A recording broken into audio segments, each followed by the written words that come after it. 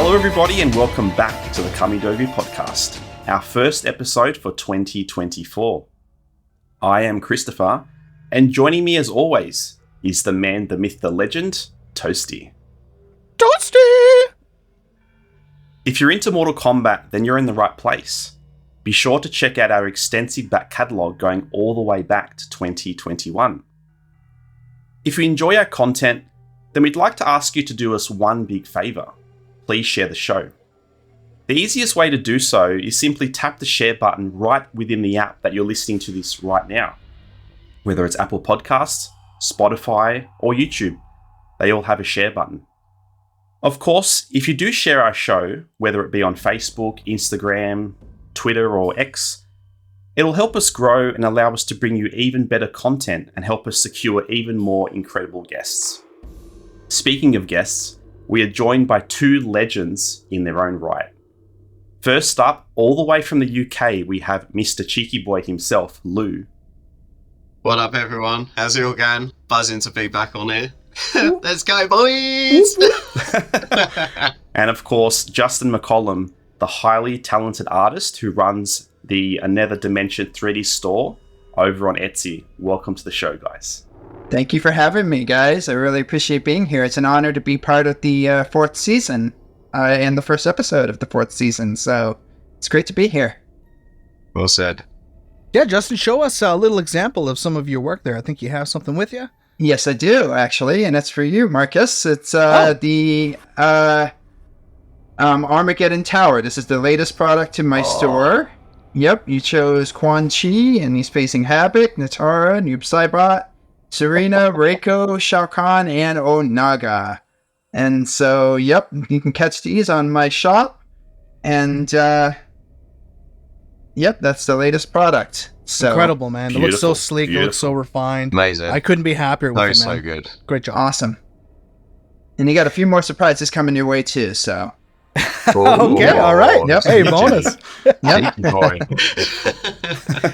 Well, everybody, I hope you're all doing well. It's been quite some time, but it's always a joy to jump onto Kamidogu once again. We've missed you all dearly, and, well, we're here to have some fun today. We're going to review the fourth Mortal Kombat Legends film titled Cage Match, with the famous Joel McHale once again reprising everyone's favorite Hollywood action star, Johnny Cage. A movie solely based around his character, you can surely expect him to be surrounded by that green aura as he kicks major ass in this animation flick by Warner Brothers. On another note, if you're a fan of McHale as Johnny, please be sure to check out episode number 33 as we actually had him on Kamidogu talking about his character. As for all the MK Legends films, they come with their pros and they come with their cons. Today, all four of us will be conversing about Cage Match, regarding all of its strengths and some of the flaws that came around either way. Nevertheless, we hope that you enjoyed it, even remotely. Seeing Mortal Kombat expand outside of the video games is always a very exciting thing, and a chance for other audiences to be introduced to the franchise. With that being said, let's begin this discussion and have a blast doing so. Christopher, I'll let you kick this thing off. Absolutely. So, the movie opens up to a subway with a man dressed as Santa playing a saxophone. Cue a thief who eventually ends up on the roof of a train facing up against Cage, who is dressed as Ninja Mime. What did you think of the way the whole thing started? I noticed right off the bat that when Johnny Cage came up from the train, that he was in the Mortal Kombat X style of Ninja Mime. So that was a nice reference to the game. However, it didn't really fit the timeline because Mortal Kombat X takes place at a later time. And the 80s is when this movie takes place, so Yeah. that was a little strange to see that outfit in that time frame, but it was still a cool reference to Mortal Kombat X. So that was really surprising. Yeah, well, I find the Legends films in particular, you know, the way I see it, it's almost like its own sort of it's its own timeline. multiverse. Yeah. Right. Yeah. its own timeline, you know. Like Larry Kasanoff in his live action was totally different from the game story. So I think they just had some creative liberties here, and they took a chance, and they did that anyway, you know. So, but I thought the intro was fantastic. It was really cool to see the whole mime thing going on there. I was looking at the subway scene very closely when it showed it, and I was like, I hope I see like an MK3 reference or something like that. But it wasn't there. It wasn't there, sadly. No. Yeah. So. No, I liked it. But they still could have referenced it to being, you know, the Mortal Kombat 3 arena, so... Yeah. But yeah, I liked it quite a lot. Like, yeah, just how do you know that it was like for the MK fans that they know it's gonna be a film? It's like a film within a film, but it was still really well executed. I think like how even afterwards, like it was the voiceovers of him saying like who he is, and then like the director, like he's like a C-class director. This is like his big time movie. Like I love the vibe of the film already straight from the bat. It was very well done. Very well done. I liked it. I think it was a brilliant way to sort of start off the movie and make Cage with his grand entrance. It's like, oh my god, I know that movie. You know, it was said before. Yeah, absolutely. So for the fans, it was really great. Yeah, if you followed the games from Mortal Kombat 9 and onwards, you know Ninja Mime. So that's a good way to reference the games. What did you think about the whole thing? Sorry. And I like the whole thing where Johnny just improvised that scene. He wasn't supposed to say the line, mime the gap. That was great. And another little thing I noticed, I think I'm just overthinking though, but the fella that was running away from Johnny's character, if you notice, he said out of all names, he said his name was Tommy. And I just kind of laughed, and it made me think, well, it's not Tommy Scissorfist, but it makes me think of that name right away. Yeah. Yeah, I didn't think of that. That's... Yeah, that was too funny. Not really good. Yeah, what I noticed about this movie is that there's a few references to the 1995 movie in there. Yes, like arguing with the director on how to act and how to improvise. So that's one, and then you got Master Boyd, which we'll get to, I know, a little bit later. And then getting his ass kicked in high school. Yep, I'm surrounded by people who probably want to kick my ass. It's like me back in high school. Yeah. Yeah, so yeah, there's a lot of references to the 1995 film, which I really appreciate. And the pretty obvious one, as we all know, if we paid attention to his attire, he's wearing the same color shirt as in many scenes as he does in the 95 film as well. I didn't actually notice that, to be fair, but we'll put it out, sir. No, we'll put it out. Yeah. There you go. Well, what did you think about the overall aesthetic, like being set in the 80s? You know, you've got the retro titles, the retro music. What did you think of that? I thought that was genius, personally. Awesome. Yeah, loved it. Yeah. I always like it when Mortal Kombat, does something different. You know what I mean? Sometimes it might not work. Sometimes it does work.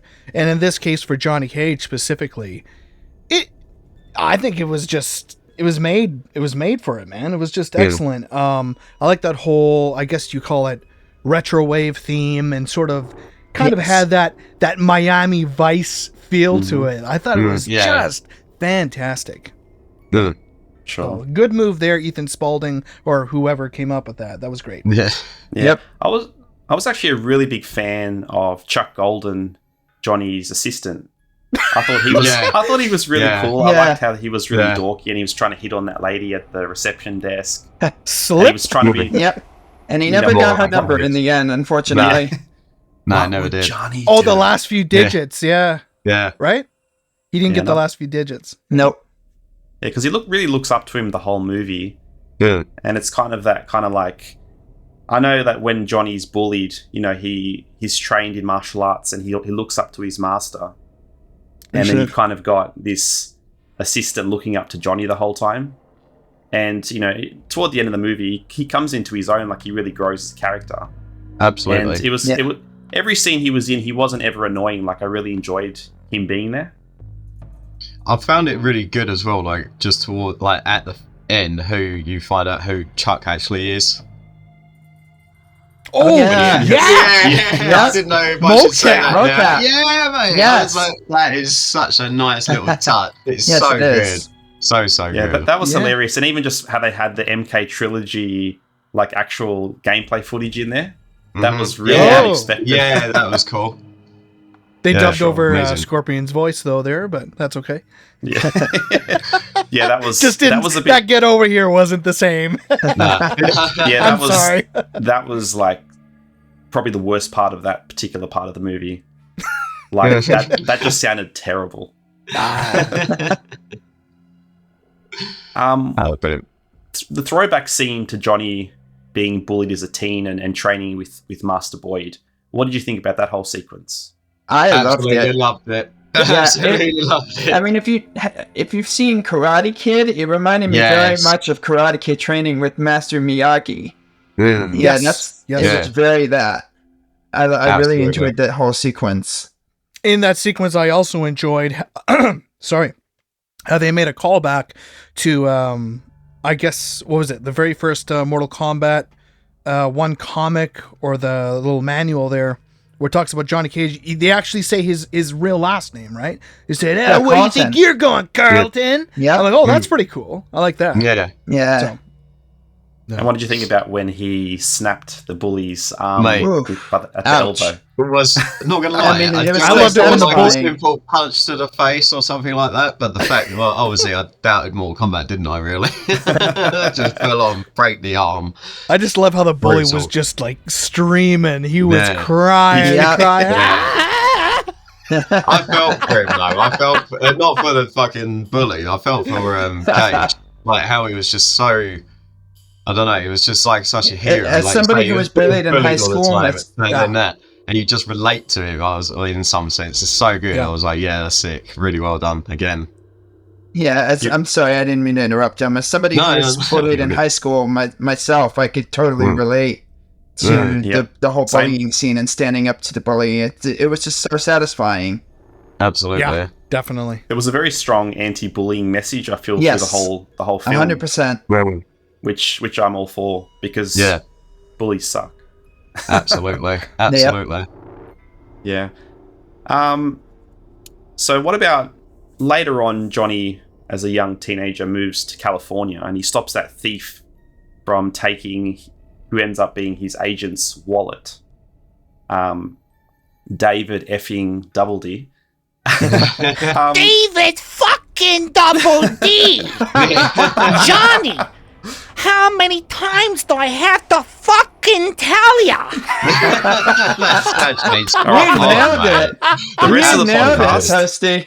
the rest of the podcast, you have to use that voice. All right. But what did you think of that scene and then the way he was introduced to his agent? I thought it was pretty cool. Absolutely. I think it was pretty cool, considering it was just something so random like that, and then you find out the big twist later in the movie. It's like, what? Yeah. The way they met? Mm. What? And he's that? Huh? You just would have never guessed. So I thought that was pretty brilliant. Mm. Yeah, I got a big kick out of it. What do you Always find think it when it of comes. Gilbert, the late Gilbert Gottfried voiced David, and he's obviously famously the voice of Iago of Aladdin in Aladdin. But I thought the voice acting was brilliant, but I thought that the look of the character didn't match the voice. What do you think about that?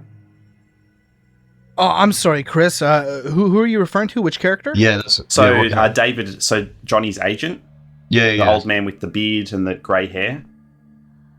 Oh, the The one guy that- I was mimicking? Yeah. Yeah. Okay, yeah, So I feel like the voice acting was brilliant, but the actual look of the character didn't match the voice. Yeah, I guess. Yeah, I suppose. Because the first time I watched the movie, I found it strange, and then when I watched it a second time, I felt it was even more strange. It just nothing wrong with the performance of Gilbert. It was brilliant, but the character just didn't match the voice. I feel like the character should have looked different, a little different. How do you think he should like have how? looked? Yeah, I was just gonna ask. How do you think he should look? I don't know. I feel like just Give maybe us a it was, drawing. I don't know. Maybe it was the hair. Maybe all pressure on you. I just didn't feel like the voice didn't match the look of the character. If the character looked different, I feel like it would have been a bit of a stronger performance. Yeah. But again, not taking thought it away was from the alright. voice acting. I'm saying purely Yeah, from sure. the visuals. I feel like didn't look quite right. Yeah, no, I can see where you're coming from. Maybe it's just like a certain taste of how you would actually see that kind of agent, I suppose, like being that kind of arrogant and whatnot. Yeah, like Like you wouldn't. Yeah. yeah, I feel like if he looked, maybe if he had darker hair, or maybe he was like a chubby kind of guy, something like that. It may have sort of. But he matched. kind of was, sort of, wasn't he? He kind of was, but yeah. I don't know. One of the cons about the movie is I thought some things were a little over exaggerated and kind of Yeah. a little too goofy. Like Yeah. I thought the scene where David fucking Double D. turns into the Oni, Yes. you can just I'm going to get you. it's like, oh, what is that? I It was know. very and Scooby You Doo. can't take it seriously anymore. It's like, and when Johnny killed him and knocked him downstairs to die, the screams from his what's from From Chuck. Chuck, thank you. Yes, the scream from Chuck and the girl that he liked, they were just over exaggerated. It was just yeah, it was a bit it was much. cheesy. And didn't Yeah. somebody say, "Is he dead?" It's like, Yeah. the dude's Oh, impaled. thank- There's all of this blood just spraying everywhere. He's like gurgling. Yeah. Is he dead? And it seems to be these scenes where they morph into the Oni or the demon. Oh, I heard a cat. When Categories. when Serena turns into this big, over-exaggerated, gargantuan demon, I'm like, okay, I think you're pushing it a bit much there. Kind of reminded me of the set.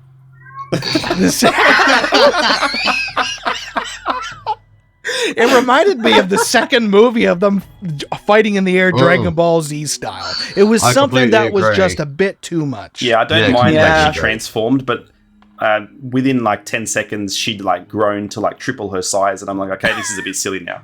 Yeah. I don't know why they always go down that route. Like, they didn't obviously do it in Snowblind, but I don't know why they do it. It's so bizarre. Like, everything's so good up to that point that it just makes it so dumb. Yeah. Quite frankly, yes. Yeah. Simple. Yeah, so later on, obviously, Johnny visits his co-star's home, Jennifer, who's missing in action, and he finds the home ransacked. Upstairs, he hears two females making questionable noises, and he's like, are you all warmed up, or whatever he says? Yeah. And then he finds Ashra and Kia fighting over a scroll.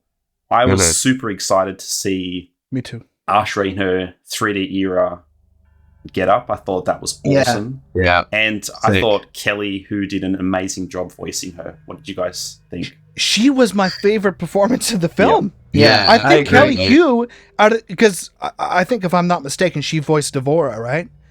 In the game. Yes.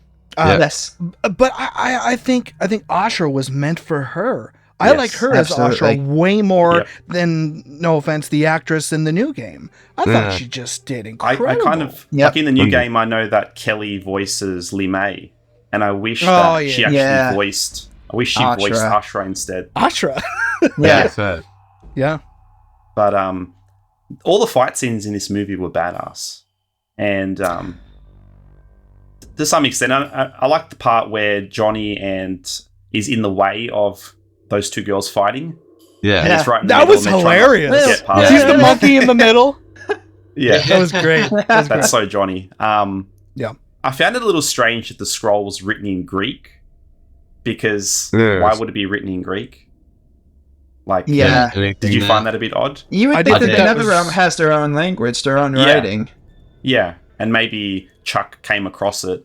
Maybe he studied like hieroglyphics or something, and maybe that was something that came up. But the fact that it was in Greek was really random. Yeah, I'd agree. I was actually trying to think about that while I was watching it. I couldn't really Yeah. think why it would be in Greek. Yeah. Should have just been spelt in English, but spelt all backwards. It was like MK Deception's Conquest. And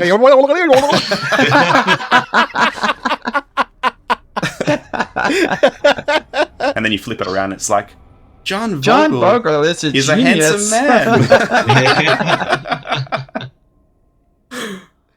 Brilliant. So once they leave the house and the bomb goes off, there is what I believe to be a hilariously epic car chase in which, Johnny jumps on that tour bus. Yep. And after all the chasing, Kia gets absolutely smashed to bits by the bus. Yeah. And in classic Stupid Mortal Kombat pigeons. style, yeah. I mean, classic Mortal Kombat style, the driver turns on the wipers and he's like, "Freaking pigeons!" Yeah. What? Yeah. What did you think about that car scene? Because, I mean, it was weird to see like Ashra driving a car. Yeah, But- and you don't picture Ashra, somebody like Ashra driving a car, a demon. So, Yeah. yeah, that's weird. Yeah, but did you enjoy that part of the movie? I thought it was great, and in terms of Ashra driving a car, I just didn't really let it get to me too much. I didn't overthink it. Kind of like in the Halloween franchise, Michael Myers driving a car. It's like, what the fuck? It's just one of those things, so... I guess they're just trying to reference a lot of the 80s action movies for the driving the cars, so... Yeah. And Johnny's car was pretty ballin'. It was. Pretty ballin'. I love towards the end of the movie when you see his license plate. What was it? Real Hero? Real Hero, but REEL Hero. Yeah. That was neat. That was pretty cool. I even like the part when Chuck takes his car as Johnny's going in the thing and he's like, don't scratch or whatever, and he smashes that thing. He's like, I got it! See, I like those little, like, silly moments because they're so, like, cartoon-esque. I really like that.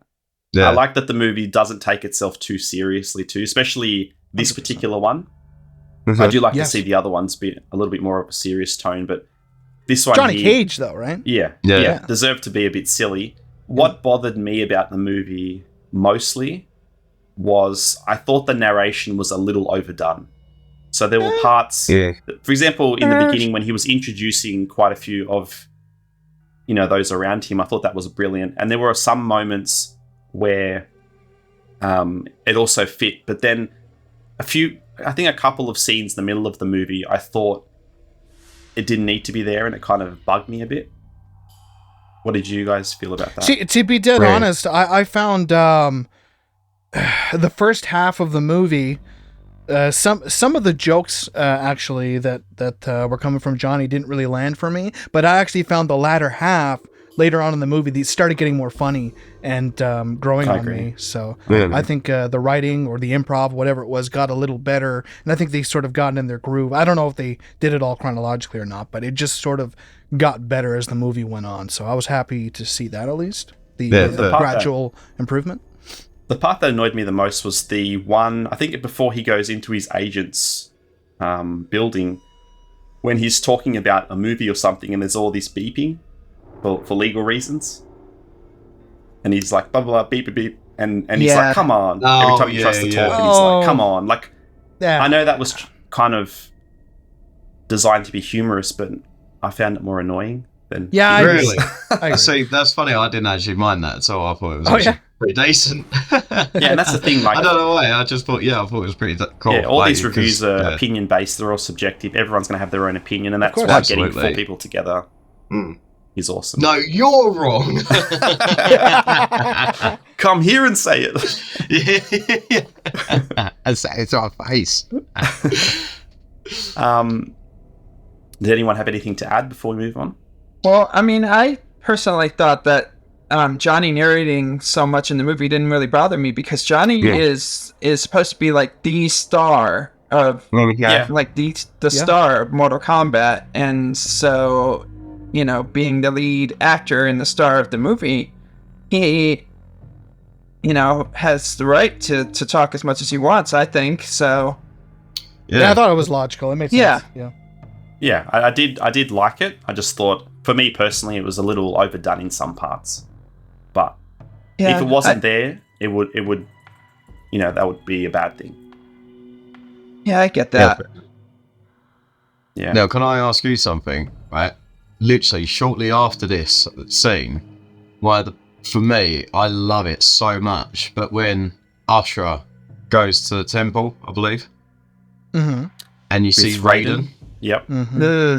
Oh mate, I don't know why, but that whole scene itself, I just love it. That to me It was is the atmospheric, definition of MK. The feel I got for that was just so.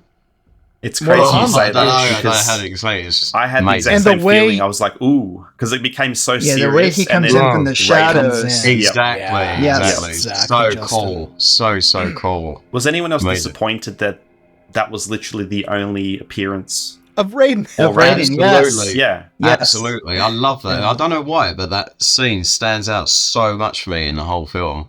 Like, I love And it. I wish they would have touched more with Ashra and Raiden's relationship in the games more yeah. like that, because like in Yeah. Deception, they didn't really focus on that. They were more focused on her, freeing herself from the Netherrealm by slaying the demons and her feud with Noob Saibot. They didn't really touch on her relationship with Raiden in this way. She wasn't part of the White Lotus yet, I don't think. So, Good point. yeah, that was a really nice touch in this film. Normal. Yeah, and not to go off topic, but I think in the new Mortal Kombat game, Mortal Kombat 1, Raiden's mortal. And I kind of miss the old Raiden because he's always been this hugely powerful figure. And to see him in his original form, like the way I've always remembered him, that made me excited again. Absolutely. Yeah, completely agree with that. Yeah. Completely. Yeah. So from there, they once Cage takes out his agent, he heads to I believe he refers to it as the magical mansion, where he attempts to bribe the guy at the front desk to let him in, but then Jataka, of all people, comes in, and they link arms, and was it through a mirror she goes? Something like that. It was like a secret entrance. And then they end up in sort of like a subway tunnel again. Subway. What did you think of the inclusion of all? Because it seems to be a running theme now, where they sort of seem to include these really obscure, forgotten characters. What did you think? To be honest, I think it's wonderful, and I'm sure as Justin knows, my favorite clan in all Mortal Kombat is Brotherhood of Shadow. Yep. So to have them heavily featured in this movie was a big thing for me. I thought that was excellent. And as you're sort of inferring, Chris, the fact that they even brought the smaller characters such as Jataka and Kia sort of, they're getting some decent screen time here. I think that's good. I want to learn as much as possible about these characters. I'm sure there's so much we don't know, and there's so much that they can even start up. So what was it in Snowblind? we saw No Face. It's things like that make me excited. Yeah, even Kira and Cobra in Snowblind were really great additions to see. With their great we haven't seen them in a long time. So yeah. And I like that in this particular one, like you touched on, Toasty, they weren't just instantly killed off. I would say all of them had a really decent amount of screen time. And that makes all the difference, because I don't want to see characters appear for 5 seconds or even less and just, In terms of what you're referring to, I think this movie did the best job of that. It seemed like everybody sort of had their screen time and justice was served. There was only one particular scene in this whole movie which didn't do justice to characters, and that was Drummond and Moloch. For 2 seconds, you see them walking. That's it. That's it. You didn't see them get killed or anything. No. Why did you guys have to notice do that? Come on. When Drummond and Moloch appear, I actually rewound it a little bit, and it looks like there's 2 Molochs. Really? Well, yeah, because I thought there's Drummond and Moloch. But then I went back, and then there were two characters that looked like Moloch, and I thought, is that Moloch, or are they just Oni? That's true, because in Mortal Kombat X, when we thought that... Oh, no, was it... No, it wasn't Mortal Kombat X. It was, I think it was Scorpion's Revenge or something, one of the Legends cartoons. Scorpion's Revenge. Yeah, that we thought it was Moloch, but it wasn't. Mm-hmm. Yes, well, I think, quite frankly, that's just the Oni species, is that a lot of them pretty much look identical to Moloch in a sense. Yeah. Because if you remember in the video game Mortal Kombat Shaolin Monks, you're fighting hordes of those bad boys. Yeah. And they all look identical. Generic sub-boss. Yeah. I didn't mind Moloch, but yeah, that is a good argument that you bring up, Chris. Yeah. You do have a point. Maybe that wasn't Moloch, but... obviously 100% that was Drummond. And it was just so sad because I'm a big Drummond fan, actually. So to see him for 2-3 seconds and not even killed off just seemed like a waste to me. Kind of like how I fucking jumped out of my seat when I saw Dairyu in Snowblind, but he gets killed in 1 second. Yeah. Yep. you bastards. Yeah, I feel like Jeremy Adams is a massive fan of the 3D era because there's so much representation. I also noticed, and this is where things get a bit muddy for me, I noticed that whenever you see these characters like Ashra in this film, she has her classic deception moves, but then you look at Mortal Kombat 1 and she's nothing like she ever was. Yeah. So to me, that kind of bugs me a bit because I appreciate the new stuff she's been given in the new game, but when it comes to the classic Ashra, I want to see those moves first and foremost, and if you add on to that, fair enough. So in a way, seeing some of those old moves, it kind of made me a bit sad. That makes sense? Well, yeah, it makes sense. And even the Chris in Mortal Kombat 1 wasn't that recognizable. It was in this movie, we knew that Chris from Deception. So... Yeah. Absolutely. I was very happy to see the classic look for the Datusha, I believe is the name of the Chris sword. Yeah. Yep. It was really nice to see that. Yeah. Yeah. When they're down in the subway tunnel, I like how Cage kind of puts his foot in his mouth and then sort of says his agent's name is Dominic Boone. And then I've written it down here. He makes out with Jataka, and then he says, "Chicka bow, wicka bow, wicka bow wow."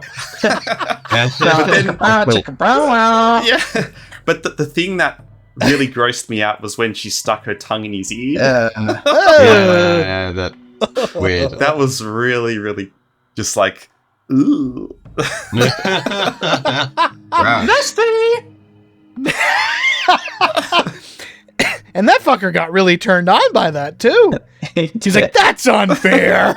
I feel like that should be a meme that we make and put on our Instagram page with that guy. It's like, ooh, brother, what's that? I feel like that would be perfect. But anyway, that's just my stupid thinking. Like the foot stuff wasn't enough. Now it's going to the ear port. Coming soon. And then the epic Ashra, one of my favorite characters, jumps in and saves Cage, and that's when Cage really realizes that, hang on, this is someone I could work with. Mm-hmm. I just can't give Ashra enough praise in this film. Agreed. She was just so good. Oh yeah, really well done. My favorite part was when they kind of escape the area and they're fighting by the no ho sign. No ho. And then when she gets killed, it becomes ho. Like I actually saw it coming, but it didn't make it any less funny. Like, I love that. Yeah, that's genius. And then a chance for just silly Mortal Kombat fun when she's burnt to death and then eventually she rises and then the head gets kicked off. And there's at one point where he goes to light the scroll on fire and he just rips her arm off. Just like, what? Yeah. Like a piece of paper. Yeah. I thought that scene was funny. Did you see that? I just jump kicked her head right off. Joel's just brilliant. I really love him as Johnny Cage. And I mean, I don't want to open a can of worms here because to me, Andrew Bowen is just the best Cage ever. Right. But I agree. I think Joel McHale is a very close second. I think he's brilliant. Mm-hmm. He's fantastic. And you can't knock Lyndon Ashby either. Lyndon Ashby Oh. is an awesome Johnny Yep. Cage. Yeah, So, Don't sleep on you see- Lyndon Ashby. Yeah, those three that we mentioned here are the top three for me. So, Yeah. Yeah, so when the new movie comes out, is it Carl Urban? yeah. Yeah, it's Carl Urban. He's got everyone's big shoes to fill. I don't know. I'm Um, nervous. I heard bad things about his acting, so I'm not so sure about this. He's not seen him in anything in particular, or I think he's a brilliant actor. It's just, and I've seen him in a lot of things. You know what I mean? Star Trek. The Boys. Probably the closest to his Johnny Cage character might be on the movie Red. That's kind of where I'm sort of comparing him a bit. But the big question is, can he do Johnny? You know, and with his persona and the characters that he's done, like on the television show there, I'm drawing a blank. But yeah, you know, I just can't really see him as Johnny. A lot of people can't. Justin McCollum's a gigantic Johnny Cage fan, and he's unsure. So, but you know, at the same time, I guess you got to give him the benefit of a doubt and just see what exactly he whips up, and maybe he'll surprise all of us. Yeah. Again, this brings me back to the Dark Knight movie. Everyone was pissing on Heath Ledger. They're like, what a joke. He's a pretty boy. He's in night movies. That guy sucks. Why'd you pick him? He ended up doing the most legendary Joker, and as far as I'm concerned, in the history of cinema. Yeah, so I'd agree with that. He's always been my Joker. Wait No. and see. Boys. You never know. Yeah. One point I wanted to bring up, it's a small thing, but it kind of bugged me, is the way they referred to the Netherrealm. So in the early Mortal Kombat games, they used to put the behind everything. So they would say into the Outworld or whatever. And then it became, he came from Outworld, he came from Earthrealm. But whenever you refer to the Netherrealm, you say the Netherrealm. Whereas in this movie, they'll say he is of Netherrealm, or instead of, you know, they came from Netherrealm, instead of they came from the Netherrealm. So I thought that was a little unusual. Like, I know it's not really anything to stew on, but you know what I mean? Nitpicky Chris. Nitpicky Chris. Oh my god. No. Like, you know, Shinoki's from Netherrealm. Whereas in the game, they would always say Shinoki's from the Netherrealm. I thought maybe you were referring to when Johnny Cage referred to them as Satanists or something like that. Oh, yeah. Yeah, well, I mean, that's kind of... Well, the Netherrealm is really hell, right? But Yes. in the games, they always refer to it as the Netherrealm instead of Netherrealm on its own. So I found that a little bit odd. Well, But that's just me. I can hear a ticking clock, and I think that's just my cue to move on. no, here is the podcast. Not me. You're by yourself on that one, Chris. Eagles, clocks. Hey, we haven't heard that hawk in a while, whoever the hell. So. So from there, obviously, they head over to the Oriental Theatre. And I like how it's kind of... All these landmarks are kind of like referring to real places in California, but not I know. the actual name. I want to add That's to cool. that. I thought it was strange that they can't mention Hollywood in this movie. I mean, they call it SoCal, and you know, then instead of the Hollywood sign, they call it the NoHo sign, and they call it, instead of the Grauman's Chinese Theater, Dan's World Famous Oriental Theater. Yeah. Yep. And but they can mention songs like "Girls Just Want to Have Fun" and "Party Like It's 1999." They can mention that, but they can't mention Hollywood or anything like that. That's weird. It might sound silly, but maybe it's a budget thing. Because I know as far as live action goes, to literally display Hollywood in a movie like The Sign costs tons and tons and tons of money, from what I understand. Yeah. So that's why a lot of movies sort of Or do you make think their it was a way creative around that? decision that they made just so it Or it seems could just like be their that. own little thing? Yeah. Kind of like And it's a Grand Theft cartoon, Auto, so- like everything. I didn't know like, that, so that's interesting to know. Yeah, because Grand Theft Auto, you know, like you can tell in GTA 5, like it's Santa Monica Beach, etc. But they don't call it that. Like they just use their own names for everything. So it could be a creative thing too. But Yeah. Yeah. There you go. So we see Jennifer for the first time after the no-ho scene, where she's in a helicopter firing a rocket launcher. And then clearly Cage is captured, tied to a bed. She crushes his nuts and all the rest of it. Always happens to him. Yeah. But Not the first time I woke up like this. But yes, obviously that's when she kind of reveals herself to be Serena.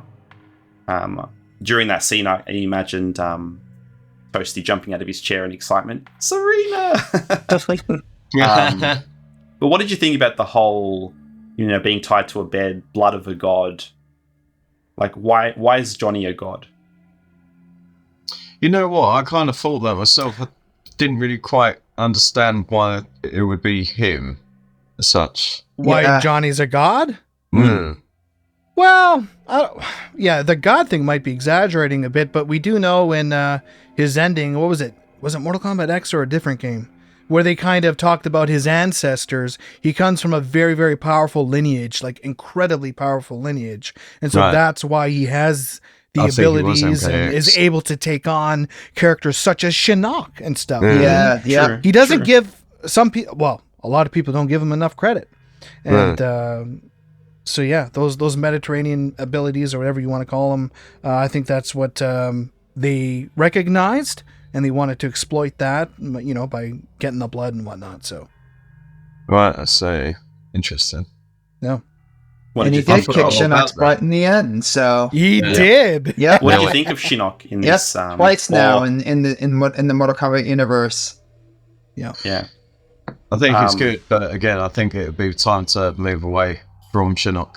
Personally, the fact that they've done it twice. I would love to see more. Have a look.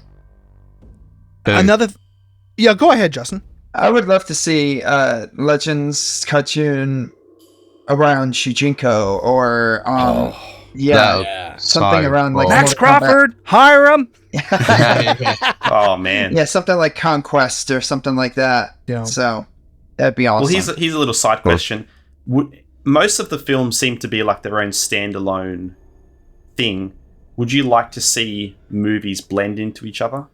Because like Snowblind's got nothing to do with Cage Match, etc. But would you like to see like some kind of progression, and then when the next movie comes out, it's continuing from that previous movie? So that's what I was actually thinking about this one. Like at the end of this, like he says, obviously he's going to an island to film for a movie and whatnot, and obviously he's referencing the Mortal Kombat tournament. So I was actually thinking, is this movie actually a prequel before Scorpion's Revenge at all, or not? I think it is, because if you pay attention to the end of the movie, when the paparazzi was taking his picture in his driveway, he said he was off to a remote island. Yeah. And I think maybe that's the first Mortal Kombat tournament that he was referring to on Shang Tsung's island. So I'm thinking this whole movie took place right before the first Mortal Kombat tournament. That's what I was thinking too. But there's a bit of a continuity error as well. Talk about nitpicky. Whereas Johnny Cage had kind of like that shag old school hairdo for this movie. But like when we saw him go to the tournament in Scorpion's Revenge, he had shorter hair. He got it. Right. Just he was older. He appeared older in that movie. So in Scorpion's Revenge, did he have his powers or not? I can't remember if he did or not. Pretty sure he. It's been a long time since I seen Scorpion's Revenge. Because I was just thinking, obviously, like at the end of this, obviously he's got his powers and everything. So I'm just wondering if he does. So maybe on. And another thing to bring to light here that kind of bothered me was that if this is an official prequel to the other Scorpion's Venture. Now, technically, this is the first time that he's seen Shinnok, right? Yeah. So when Shinnok once again comes back in Battle of the Realms, why didn't Johnny recognize him? He didn't say anything about recognizing him. So there's a little bit of that issue right there too. And it's like clearly it's not planned, this whole connecting, branching storyline. It wasn't planned. You can kind of tell. So I took some issue with that too. I think it would have been neat if Johnny had some type of remark about Shinnok in Battle of the Realms, and then we watch this movie and it's like, oh, now it all makes sense. I wish they could have done that. So that's something I realized. No, that's a good one. A bit of a weird point. I've mentioned twice that this movie made me really sad. So first one was when I saw Raiden, seeing him in his classic form and then never saw him again. Second one was when Ashura had her classic moves and kind of classic attire. And the third time I was sad was when Johnny discovered his, green aura powers. Because, again, that's something missing from the new game. Oh. And that's just classic Johnny. Like, that's I feel like there are some things you can't mess with.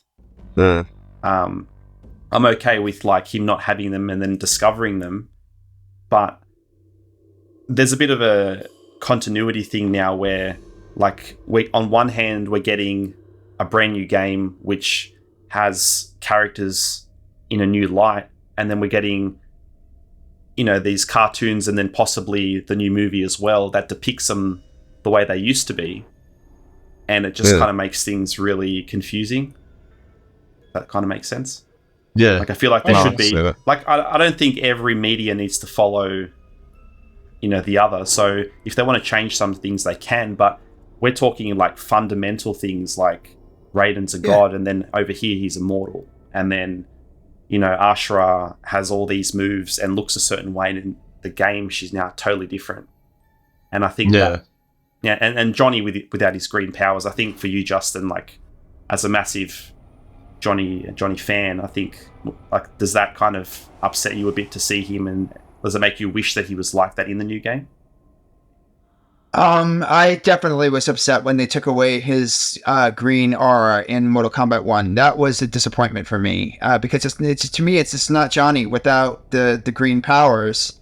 So it took some getting used to, that's for sure. But I was very, very happy to see that Johnny discovered his powers in this film for a cage match against Shinnok. So that was good. Did you guys get a kick out of the all the references to, like, good old fashioned action adventure movies? They made a reference, I noticed, to John Wick, kind of. Towards the beginning of the movie where he's like, I killed a man merely with my pinky. Yes. Made me think of the pencil thing. Yes. And another one towards the end of the movie, I've noticed, when Chuck, right? Yeah, Chuck, he's standing up kind of on this pillar or whatever, and I believe Ashura was just about to get bombarded, right, with all those Oni and demons. Then Chuck whips out that scroll and starts reading it when she goes, now, Chuck, now, and he starts reading it, and then everything goes away. That reminded me of The Mummy. Do you remember that? Yes. Yeah. Reminded me so much of The I've seen Mummy. that movie. I can't remember. Yeah. I was like, oh my god, that is so neat. So I got a kick out of that for sure. Yeah. What did you think of Shinnok, the way he was portrayed? The hey, even whiter David Bowie. You know what? I found Robin Downs, if I pronounced that right. I think he is brilliant as Shinnok. Yes. I don't know if I'm okay, so I'm not minority. No, I thought he was brilliant. I thought Robin was far better than Troy Baker in the newer games, because Troy Baker's very talented actor, but his voice and I guess the writing for Shinnok in general, just everything. He was kind of like this big wimp in the newer games, and I kind of lost a lot of respect and appreciation for Shinnok. But with Robin and this movie especially, the atmosphere was there, that sort of sinister tone, everything just fit perfectly, and I thought he did a fabulous job. I was very impressed with how they portrayed Shinnok. So, yeah, I think overall the voice acting in this film was fantastic. Yeah, really good. Yeah, I mean, we touched on that. The Onis and everything sort of come out. there was that enormous hand that came out of the well as well. That was pretty awesome. Yes. And I really liked Shinnok's entrance, the way that staircase formed. That was really cool. I would like to see more of that in the games, rather than someone just walking in or teleporting in. I'd love to see a staircase come out of the ground drenched in blood, and he's just sort of even something hovering grand. down. I thought in Mortal Kombat X they did do the hands and make him come out of the hands. That's true. Yeah, they did. I thought they did with the bone hands anyway. They did. Yeah. So yeah. I would have liked to have seen maybe some of that in the fight scene as well. I know we had sort of those purple energy powers, but I would have liked to see. Yeah. That was one of the issues I had with the final fight with Johnny Cage versus Shinnok. As much as I enjoyed some parts of it, I think Shinnok should have displayed his powers a lot more. If he's this so powerful guy, why did it just look like he was doing occasional projectile and mostly just fighting? Well, defeat Johnny. Use your powers, man. Yeah. I didn't really get that. He was just letting Johnny beat him up. Yeah. I thought one line I really enjoyed was when he goes, "Hey, even demons have balls." Demons have balls.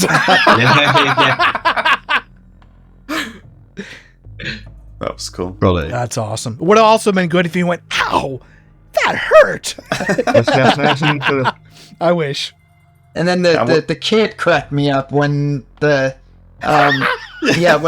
Johnny was beating him up. Fuck him up, Johnny! God, I was in tears on that one. Oh fuck! So good. So good. What did you think of the 80s soundtrack to the whole thing? Suiting? That was awesome. I thought it was literally, my words exactly, suiting. Literally perfect, in my opinion. Yeah. Makes the whole vibe of the film. Do you think we should move on to scoring, or does anybody have any other point they want to speak about? If there was, another film that they could do, what kind of film would you want to see? Because if you notice, each film, it's kind of clans or one lot against another lot. So, yeah, who would you want to see? You still got the special forces that you can use. So Sonya Blade or Jax. I'm so bored of just normal human characters, special forces. Let's move on from that. To be honest, that's one of the issues I take with some of these more recent story modes. Concentrated a bit too much on that X. part. I'm like, yeah. Oh man, that's why so I found boring. MK1 refreshing in that sense. Is that there's none of that, and some of those characters are only cameos. So I really enjoyed that they were sort of sidelined because it was so every story Mortal mode Kombat X and eventually. Mortal Kombat 11 were very repetitive with special forces, and it got old. Yeah, as soon as I see a bunch of soldiers and that's a Johnny Cage fan. in, I feel bad saying that, but yeah. I mean, for the future of the series, like Justin said, I'd love to see something around Shujinko. Absolutely. That would be cool. Yep. That would be awesome. And Onaga needs to be in Onaga, and Legends, Boruto is also very overdue to come in. I'd even like to see something with maybe Raiden and Kai, something completely. I don't know where that story would go, but something. It would be interesting, but I don't think it would be received very well. There's not very many Kai fans. Because he hasn't been brought back. We haven't seen him since Armageddon, Well, but even though. But even in MK4 would you like to see something Armageddon-esque with Taven? They didn't do his handstand in Armageddon either, which people liked in Mortal Kombat 4. So that was a flaw right there. Yeah. Yeah. If they brought his handstand, maybe they would have liked him better. That's true. Maybe. I don't know. Maybe. I don't know. All right. So are we happy to move on to our final scores? Yeah. There's before we do that, there's just one small little thing I want to bring up. Did you guys notice towards the end, just before Johnny Cage was to fight Shinnok, there was a member in the crowd wearing a Superman shirt. Did you guys see?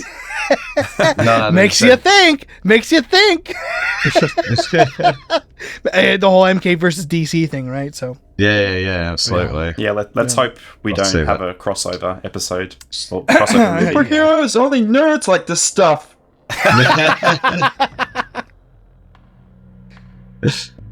But all right, so Chris. Yeah, I'm ready to get down to the scores there. who wants to kick it off?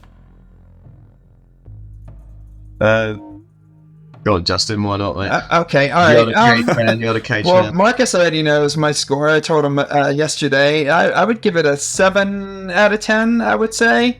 It's good and bad. It has its up and downs. You know, I'm grateful that they made a Legends movie specifically to focus on Johnny Cage, because he is an iconic Mortal Kombat character, and I felt like it was great that we got to explore his origins as an actor and as a martial artist, and it's great that we got to see Joel McHale reprise his role as Johnny Cage. And his voice acting suits Johnny so well, like we said earlier. And like you guys also said, it gave a positive light on the message to standing up against bullies, which is really respectful. And I really appreciated all the Easter eggs and references to the 1995 film. And I like that they gave Ashra some light and focused on her as well, and the Brotherhood of Shadow. And the fact that Gilbert Gottfried played David Dudley, and Double fucking D!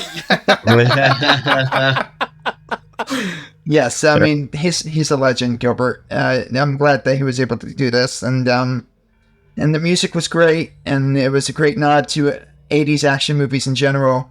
And I don't know, the cons for me in this movie is that I wish there was more MK characters in it. I mean, all we got to see was Johnny Cage, Ashra, Shinnok, and Serena as the 4 major characters. We got Kia, Chitaka, Draman, and Moloch, and some glimpse of a new mocap, but they're considered minor and overlooked. Yeah. So I kind of wish we got a little bit. Oh, and Raiden too. We got a small glimpse of Raiden as well. But I don't know. I just wish there was just more major Mortal Kombat characters in it. Personally, and I don't know. I felt like they could have touched a little bit more on the comedy side for Johnny. I felt like some jokes didn't land. He wasn't as funny in this film as he was in previous interpretations. So I don't know. I just felt like the comedy was a little lackluster in this for me. And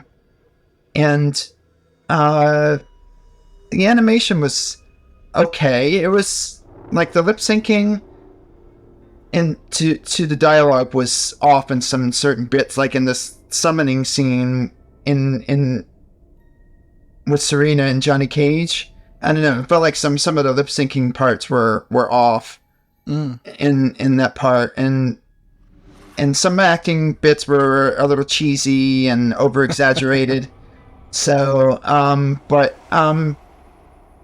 and this is neither of a pro or a con for me. This takes place in its own timeline, basically, and in the 80s, rather than in a Mortal Kombat tournament. So, it's just, I don't know, it just didn't feel like it was that Mortal Kombat-ish to me. It was just more focused on Johnny's own story. That's fair. Yeah. So that's basically my score. It was still still enjoyable. I watched it 5 times because I'm a Cage fan, so I still like the film. So I give it a 7 out of 10. So Right on. Very nice. Yeah, fair, mate. I felt like I shouldn't have let you go first, mate. You pretty much said absolutely everything. I absolutely smashed it, but yeah, no, I would actually say this is a 7.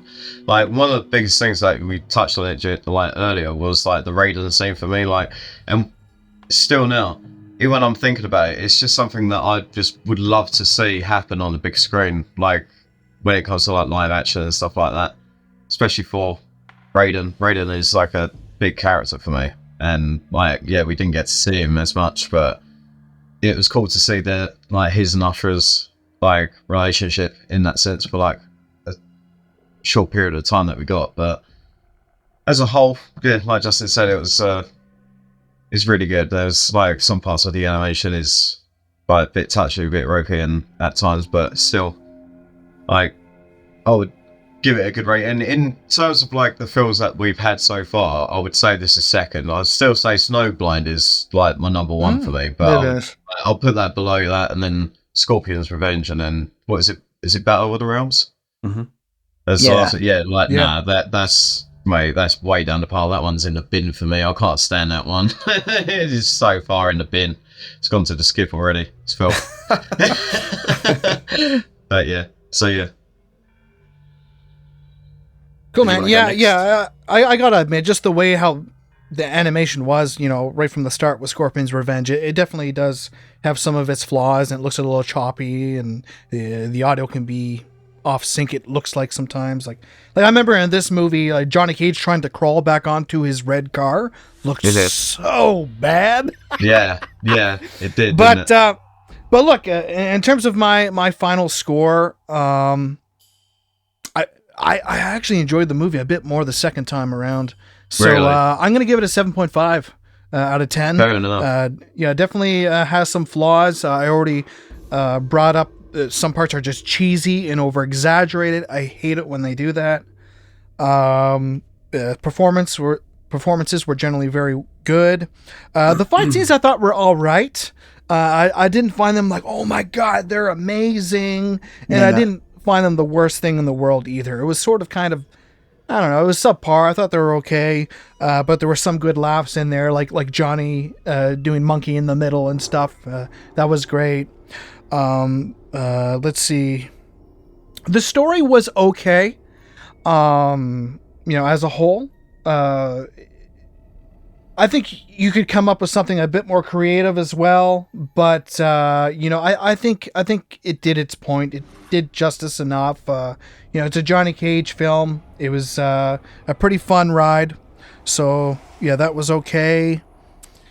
And as sort of what Justin said, the comedy kind of fell flat in some areas, but it got better as the movie went on, as previously stated. So, yeah, altogether, I'm going to say a 7.5. Definitely something I can picture myself watching again. Snowblind probably still is my number one of the Legends films, I would say, as a whole. But, yeah, that's just some of the things I have to say. And how about your conclusion with that, Christopher? Yeah, well, I mean, it's hard to follow on from 3 prior reviews, but I have to admit, when I first watched this movie, my score was probably about a 5. I enjoyed it, but there were lots of things that bugged me, like the over narration and I still find after 4 movies, sometimes the animation is a bit jarring, especially like when characters like you do like flips and kind of thing. It's like there's like 90 frames missing. Yeah. But just like Toasty, when I watched it a second time, some of those cons for me, I actually learned to appreciate. Some of the cheesiness I actually came to admire a bit more. And the score jumped from 5 to actually 7.5. Oh, wow. There you go. Wow. Because the first time I watched it, I just wanted to watch it as is. And I managed to watch, I think, 3/4 of it. And then I watched the last bit at a different time. But I didn't write any notes. And I tried to just let it sink in. And then when I watched it the second time, I started jotting down notes. And although I noticed, the story was pretty much what I saw the first time, it was the small little details that I noticed that actually made me appreciate it more. And I mean, it's certainly not my favorite of the series, but for what it is, I really appreciate it. And overall, I think it was actually quite enjoyable. So yeah. 7.5 for me. And one thing we didn't touch on as well is the artwork of the actual movie. What did you think of that? With that real Miami Vice kind of 80s vibe to it. Yeah, I do mind it. I thought it was definitely obvious that it was from the 80s because they did such a great job capturing, the hairstyle, the clothing, the detail from the pointed shoulder pads and with Ashra's costume, the earrings, everything. It just looked like it was from the 80s. Like I don't know if you guys are Duran Duran fans, but this is what Ashra reminded me of. Yeah. Really much Oh, that's that. great. Yeah, Nice. Yeah. That's the great. Rio They cover kind from Yeah, Duran that sort of Duran. pale skin and like the real dark lipstick. Yep. That's awesome. So yeah, that's what this style reminded me very much of. They really captured the 80s essence very well with that Very art authentic. style. Pretty much Lou after dark.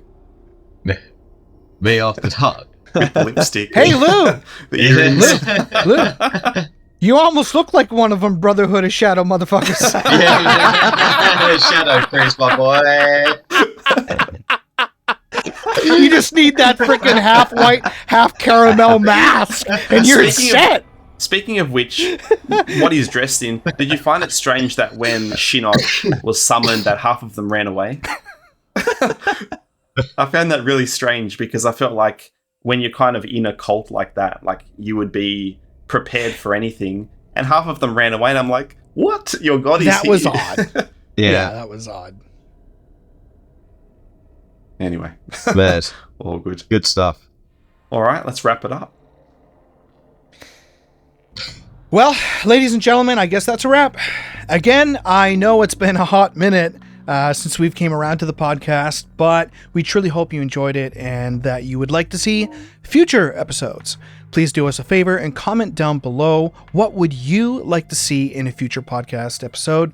Would you like to see Kamidugu do a review of the live action Legacy series? Would you like us to speak to any other cast member from the movies? What are you laughing at? Did I butcher Kamidugu?